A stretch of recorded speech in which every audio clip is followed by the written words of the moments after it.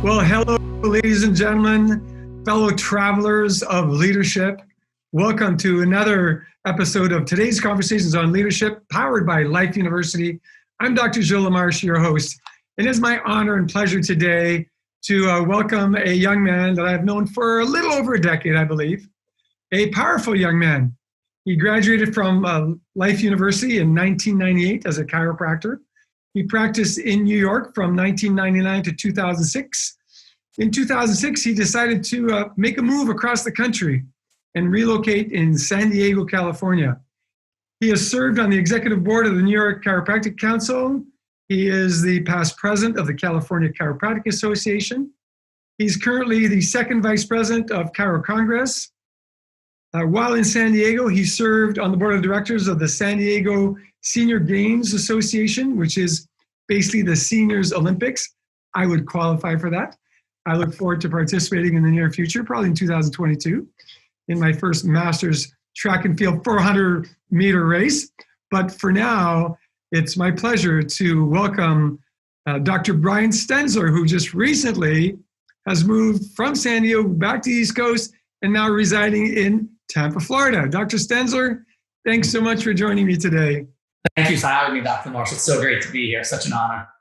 Well, I know that the last time we had an opportunity to break bread together in California, you were working at completing a book that I think I see in your background to the right of your shoulder, and you may have a copy right there with you. I do. There you go. Dream Wellness.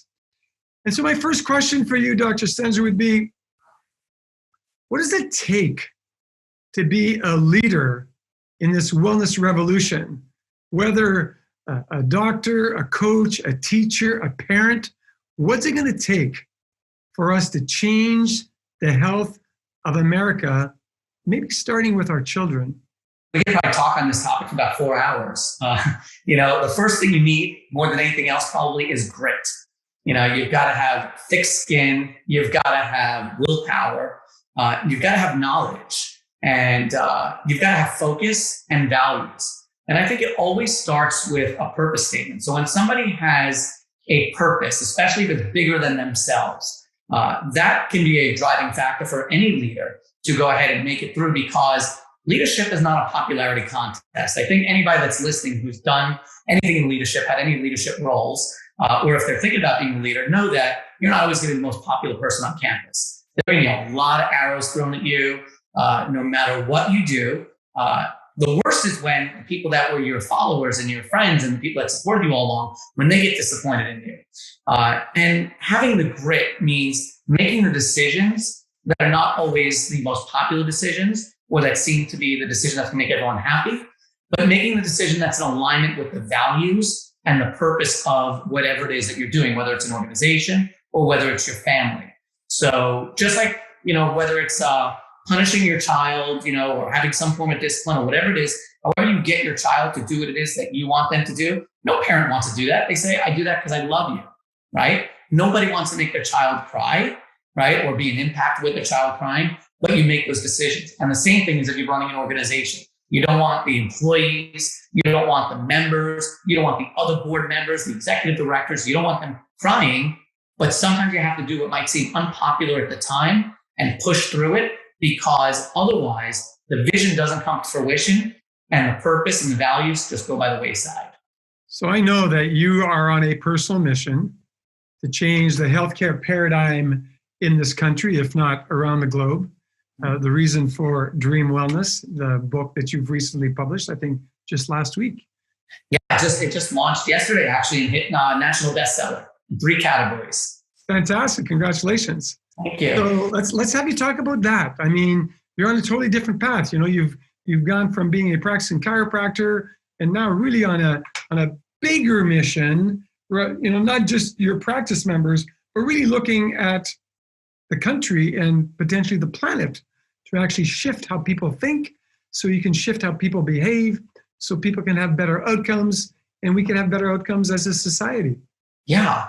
I mean, that's exactly right. I've been practicing, as you said, since I graduated in 98, been practicing in New York since 99, and then San Diego.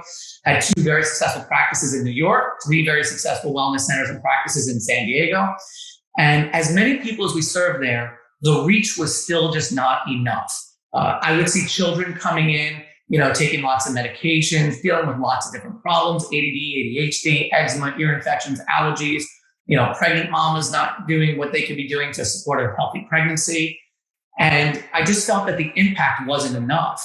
And so I started jotting down about 12 years ago. I just started jotting down things as though I was going to write a book. And I had hoped that I can get 40 or 50 pages out. I didn't want it to be a pamphlet, right? What do I have to say?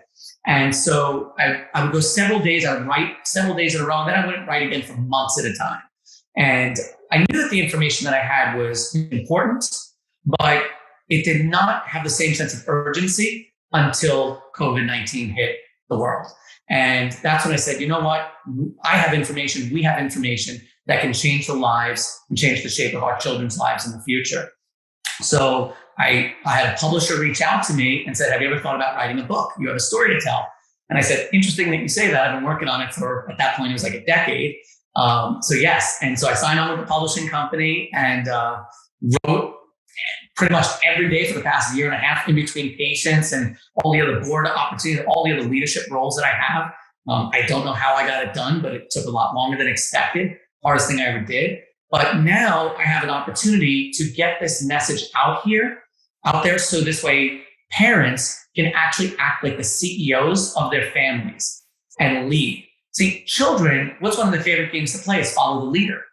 So I want to encourage and inspire parents to be the leader they want their children to follow. So the book just lays out the entire wellness lifestyle so that people don't have to live by chance. They can live by choice. They don't have to blame their woes in life on the bad luck, bad germs, and bad genes, but they can make better choices and not live a life of mediocrity anymore. So that's kind of where the purpose of the book is. And I even wanted to chunk it down even easier because, at first I was afraid I wouldn't get 40 pages. I ended up being 460 pages. This is a pound and a half. I asked the publisher if they could make the book bigger so it's not as thick, because that could be intimidating. But what I did was I created the number one lifestyle assessment tool that it's about 85 to 90 questions all about somebody's lifestyle. It doesn't ask about BMI. It doesn't ask about blood pressure. It doesn't ask about heart rate. It doesn't ask about cholesterol levels. Not that those aren't important, but I want to know, why is your cholesterol the way it is? Why is your BMI what it is? Why are your relationships strained with your family? So it asks questions all about your lifestyle, and it gives a score. It lets us know, basically, if you think of like a mobile phone, you see the battery charge. I want to know if your battery is charging or depleting. And this score, the report that you get instantly, which is free, will walk you through the book. So if you don't want to read the book cover to cover, which I hope everyone does, you can actually read what you need to read in about 20 minutes and make substantial changes in your life so that you can lead your family properly and not be overwhelmed with the amount of pages in the book. Simple, easy way to implement the steps into your lifestyle. I mean, great to share that, obviously, with parents, across the country. And would the information that's there also be applicable, let's say, to a leader of a corporation or to the health and wellness coordinator of a corporation? Could they read that book and help their employees with strategies that would allow them to be healthier, maybe miss less days at work, be more productive while they are at work, be happier when they're at work, and be happy when they get home? Yeah, 100%. In fact, when I originally started writing this book, I was writing it to CEOs. I've been a member of a CEO mastermind group for the past 7 years in an organization called Vistage.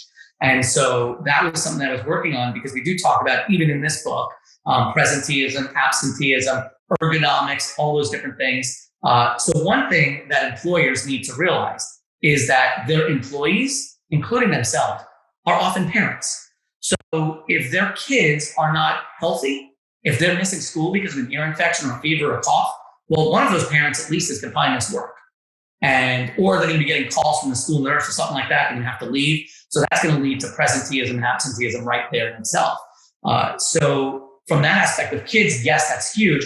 But the tools that are in the book, 90% of the book will be written to any human being that wants to be healthier, that wants to take advantage of, the greatness of what the body's innate potential is by making sure that we live within those 5 facets of the wellness lifestyle, being diet, relaxation, exercise, being an adjustment, and mental wellness. So whether somebody has kids or not, if they're in the workforce, they darn well better be living that dream lifestyle. So this way they can neutralize and avoid the chemical, physical, and emotional stresses of life that causes people to create dis-ease over time. I like what you just said, because the thought that popped into my mind was the first person you must lead is you, right? Each one of us must first lead ourselves so that we can be great examples, no matter who the example is set for, whether it is for our children. In my case, my children, my grandchildren, and obviously here at Life University, the teams that I lead. So I thank you for doing that work. I thank you for spending, I'm sure, hundreds of hours putting that information together into the book. So how can people get the book? I'm assuming it's available on Amazon, but if you want to show the title again so that our listeners, our viewers can... It's on Amazon. It's called Dream Wellness, the 5 Keys to Raising Kids for a Lifetime of Physical and Mental Health. The next book will probably be Dream Wellness, the Keys to Running Your Corporation for CEOs. That'll be the next book in the future. So I already had that in mind when I wrote this. And they could go to Amazon.com and just type in Dream Wellness and find it. Or they could explore more about it and just go to dreamwellnessbook.com, and they could see all the information that they need to see. There's lots of bonuses on that website. And then that will direct them to the webpage on Amazon, or they could purchase it right through our web portal as well. Well, thank you for joining us today. Any closing comments for our guests, for our audience, rather? The time now to make a change in your life is now. Everything that you have in your life pretty much is a result of your past. Everything you're going to have in your future is a result of what you do right now in this moment. So this right now could be the change to be the leader that you want to be. Well, Dr. Stenzler, thanks again once for joining us, and best wishes to you as you continue this journey of service for humanity. Look forward to the next time we get to break bread together. Thank you, sir. Looking forward to that. Thank you.